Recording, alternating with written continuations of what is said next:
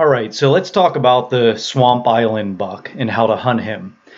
And out of all of the bucks that I have from the original video, the 3 examples that I gave you, plus probably 10 or 12 total that I'll have in this series, this is the buck that I have the least amount of intel on, because I discovered the bed and the buck the week after the late season expired in Pennsylvania in 2020, 2021. And so I do have some intel, and I've seen this scenario plenty of times that I'm quite confident what the buck's going to do. I do have some questions though, and they'll have to be figured out, in season this upcoming year in 2021. So first of all, let me just show you something before I show you my entry. What I didn't show you in the original video is, this, just to reorient you, this orange is the hard edge, what I call the hard edge or the hard transition line. And that's where you go from swamp, the water, to hardwoods and, big trees in this dark green area. And then, this area out here, most of it is wet, but you have these little islands like I showed you in the image, where this buck is up out of the water and he can bed there, and is a very secure location. He's surrounded by warm season grasses and cattails and other water-loving vegetation. What I didn't show you is right in here, and it comes out about here. I think I mentioned that this area over in this area in general is a lot of alders and dogwood, but a lot of that is underwater. So this right here that I just drew the line in, this in a lot of ways is an extension of the transition or edge, but this is what I would call a soft transition or a soft edge. And the reason it's soft is because it fluctuates depending on how high the water is. This can be submerged in water or it may not be. And so this is almost like the limbo land, if you will. So this buck, when he's bedded in this island bed, he actually has protection kind of on all sides with the transition. But this transition up here is much more difficult for predators to come across because, for instance, take a black bear, they're certainly not afraid of the water, but they're going to look in places where they don't have to risk submerging themselves in muck and all kinds of mud, which is what you find a lot of in this soft transition area.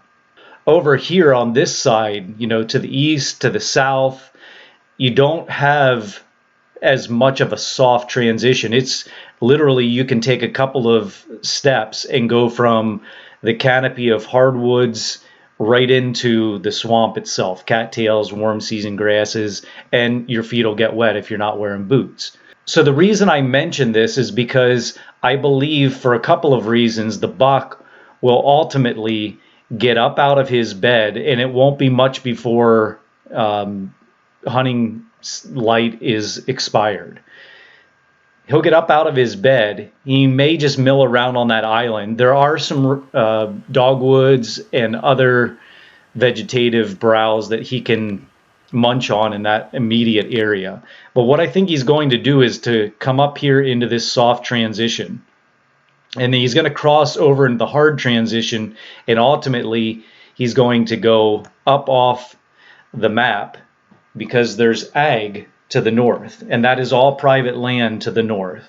The reason that this buck feels secure in that location is because the people that hunt that private land, from my observations, only hunt during rifle season, and they hunt from big hunting shacks, and they basically don't get out except if they harvest a deer to haul the deer out. So they don't feel pressure, the swamp deer don't feel pressure from the north. And it's almost impossible to get over to this location for a couple of reasons. One, I think I mentioned in the original video that this creek or stream or river, whatever you want to call it, is well over your head in most places. And furthermore, it's not the type of stream that I would feel comfortable getting in a kayak and kayaking in on, because there's so much submerged stuff and there's a lot of just all kinds of algae and plant life. It just doesn't feel secure to even put a kayak in. So in a different scenario, probably the easiest way to get into this would be a kayak, and float the kayak in, get off here, and set up in the spot that you would go in. So what you actually have to do, and by the way, the water flows from the right side of the screen to the left side. So what you have to do to be able to get in and access this deer is I would probably come in somewhere in this area here. Now, this would be my route, and I'd actually probably stay farther back away from the swamp, but just for illustration purposes, I want you to be able to see the access. And ultimately, I would come in up on this side up here, and then I'm going to just stop myself right there. Now there is a spot or two that you can actually see this bed, at least after all the leaves have dropped, from this side of the wood line, from this side of the swamp. And so the first thing that I would do is get myself in a position so I can actually get out my binoculars and shoot in there so I can see, is the buck even in that vicinity. You literally would be able to see the buck in his bed in this situation. That is not usually the case, but this is kind of a unique setup. Now, if I see that the buck isn't in the bed, I would probably still go in to hunt him. And that means that if he's not in that bed, he's probably somewhere in the vicinity. At least I'd be surprised if he wasn't in the vicinity. And so what I would probably do is, rather than end up here where I have shown you, I'd probably drop down and put myself right about here. And I would set up right on the transition. But I'd be careful to pick a tree that keeps me out of his sight line in case for some reason he's out in that open area of the swamp out here, because they can pick you off. I mean, it's like a monkey in a tree when you're climbing up there. Even if you set up your tree stand steps on the far side of the tree from where you think the deer is, you still have to swing around to the other side and actually get into your stand. When I pick a tree, oftentimes it may not be the most protruding tree on the transition line. It may set back a little tiny bit because it's harder for anything out in the swamp to be able to see me. But I would set up there, and I don't think that the deer is going to come down into this area, this big buck. But I do believe there probably would be deer on this point, lesser bucks and does and fawns perhaps. But the reason I think he'll go to the north is because this direction is pressure. Everybody hunts on this side of the swamp, and to the north there's the ag fields, and he's not going to go up into that area, that private land, until after dark. So he's probably going to hang out somewhere in this area right in here. So if I'm here, I feel like I can get in without leaving my scent behind that he's going to run across, and potentially put myself in the game of shooting him. It'd be too long of a shot for archery, but certainly in rifle that would be a reasonable shot. But it keeps me back far enough, but close enough at the same time to be able to get good surveillance, at the same time not spook him out of that bed. I do a lot of my scouting during the hunting season.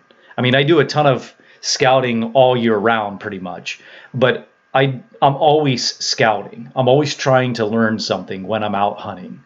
So I'm going to be watching diligently to see what is the setup, what other deer are in this area. Is there another buck? Maybe this isn't even the biggest mature buck in this spot.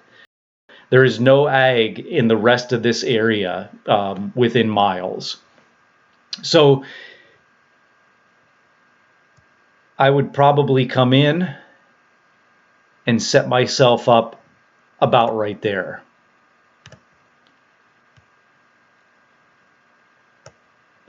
And I'm actually hidden a little bit back off the transition. It's really tempting to want to come in here and to kind of just stick your head out and see, is he there? Because you just want to know. And you have to learn to trust your instincts and trust that keeping yourself out of obvious situations where your cover could be blown is the best scenario. You want to catch him completely by surprise. Most of these bucks you've got a shot at, maybe two in an entire season. And if you don't get it done in those attempts, you're looking to next season. So I definitely would not stick my nose out there, even though curiosity just would drive me crazy wanting to know. But again, I'm only setting up here if I see the buck in the bed from over on this side of the swamp. Of course, you usually don't have that luxury. So in most scenarios like this, when you couldn't see into the bed, you would go in, right before or right after a front.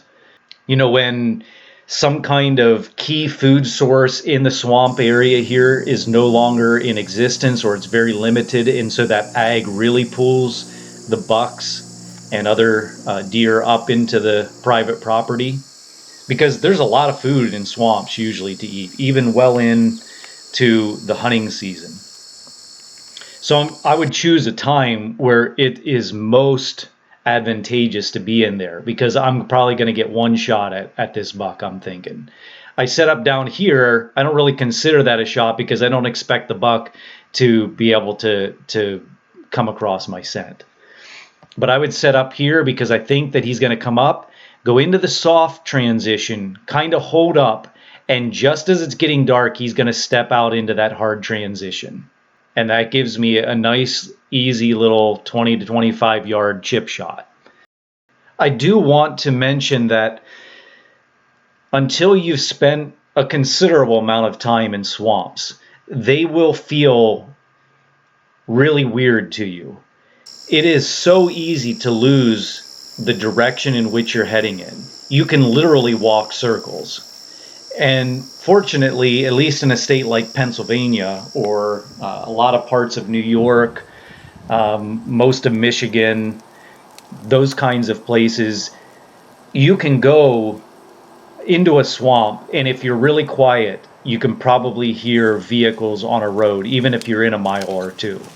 When you get into places like Minnesota and Wisconsin, where there are huge tracts of swamp and marsh, you may not have that luxury, and you can really get lost. So one of the things that I'd advise you to do is spend the spring and summer months, especially early summer, in swamps, walking around, figuring out what they're like, just understanding how things work. Swamps just kind of have their own unique ecosystem. And the more that you spend time in them, the more comfortable you become with them. Now, comfort should never lead you to the point where you throw safety and caution to the wind. You always need to exercise safety because you can die in a swamp really easily. There's floating bog in some of these locations, and that means you can plunge in over your head, and you've got like a semi permeable layer above you, which would be really difficult to get out of. You've got places where the water is really deep. That's the case with almost all of this area. In fact, the only area you really cross is if you go to the east here. There's a place where you can get across this stream without being up over your waist in water. Otherwise, this spot would only be accessible via private land.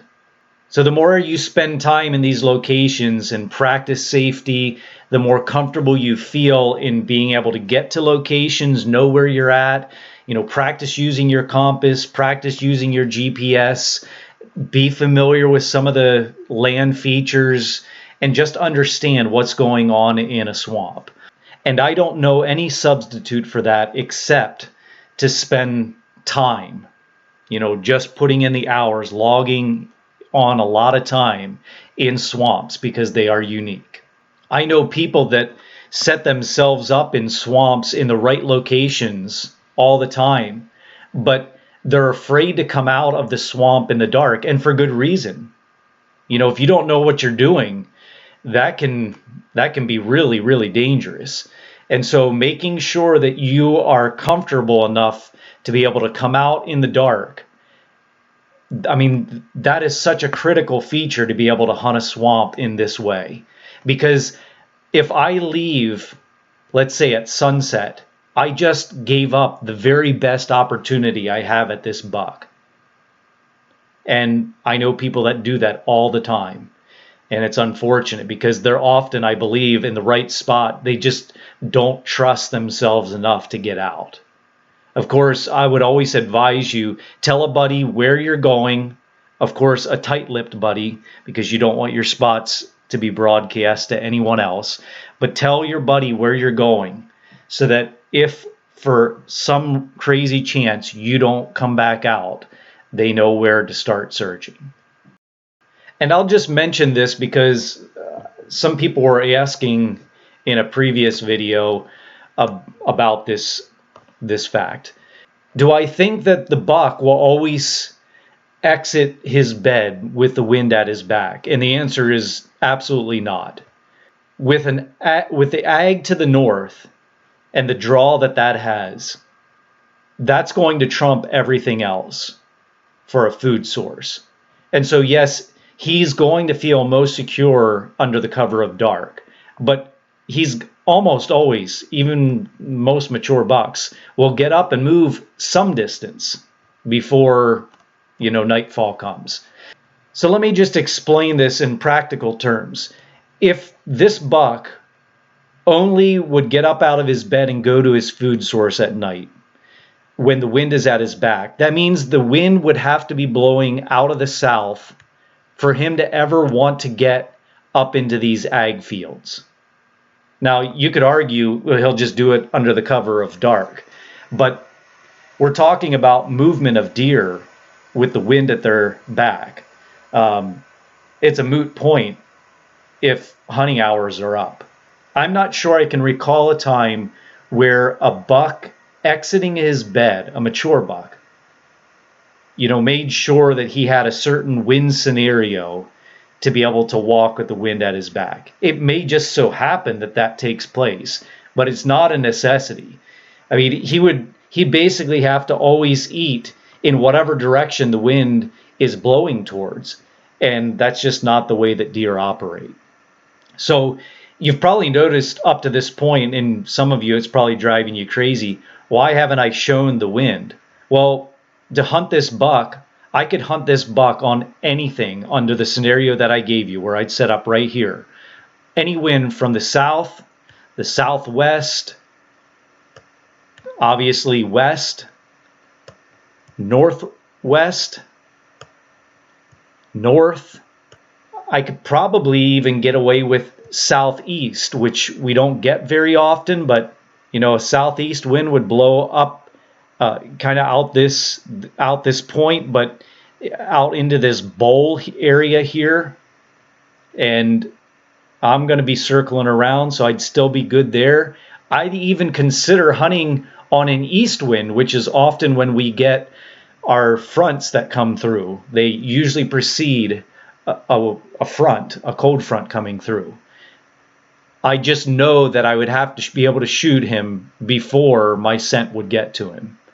One more thing before we call it quits on this buck. Thermals are interesting in the swamp, and different swamps will do different things with the thermals. As a general rule, you have a lot of decaying matter in swamp water. So you've got these plants that grow even in wintertime. You have to be careful because you can have completely frozen over water, and then you can have areas where there are openings. And part of this is because of the decaying that takes place and the gases that are given off by the plants. And so you can have these warm pockets. And so generally speaking, you'll notice that your thermals will pull toward the water. But you're going to have to drop milkweed, like I mentioned in the previous video on how to hunt the mountain buck, and figure out what the thermals are actually doing in the location in which you're at. Every swamp, in my experience, is different. There's one swamp that I've hunted in. It does not matter. As long as the wind is not more than 15 miles an hour, the wind always, or the thermals, I should better say, is always pulling very strongly to the north. I can't explain it because even the laws of thermals don't seem to make sense in that situation. And all I can say is, from experience, I know milkweed always goes one direction, and it takes a really brisk wind to override that.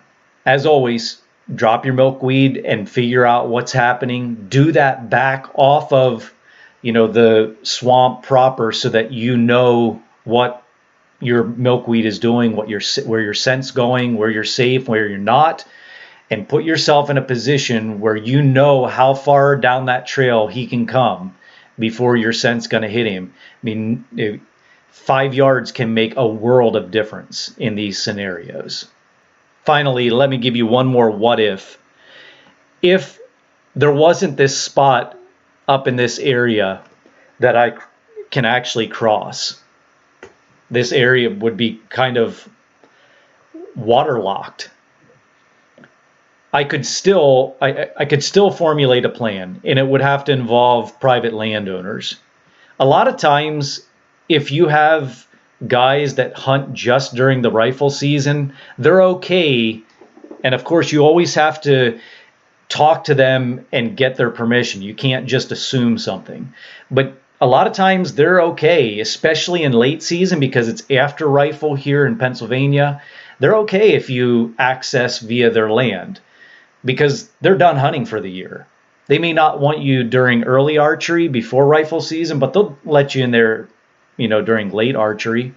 So I would probably ask permission if the scenario was slightly different, where I couldn't actually get across there. Usually I can either wade or I can take a kayak in. In this scenario, with the exception of that one location, those both are not possible. It's not safe to put a kayak in that water. It's also not safe to try to cross it, except for that one spot that I found. And that's what keeps people out of there, and that's why it's a good big buck bedding area. If you have any questions, please comment below. If you like my material, I would love if you'd like it and subscribe if you haven't already. Make sure the notifications are turned on, and the greatest honor is always to have you share it with your hunting buddies so that they can learn this stuff too. It's a lot of fun learning how whitetails operate, and I'll continue to make these videos as long as people are watching. All right, until next time, this is Daryl with Seeds to Dreams Deer. May you find more than you think you're hunting for.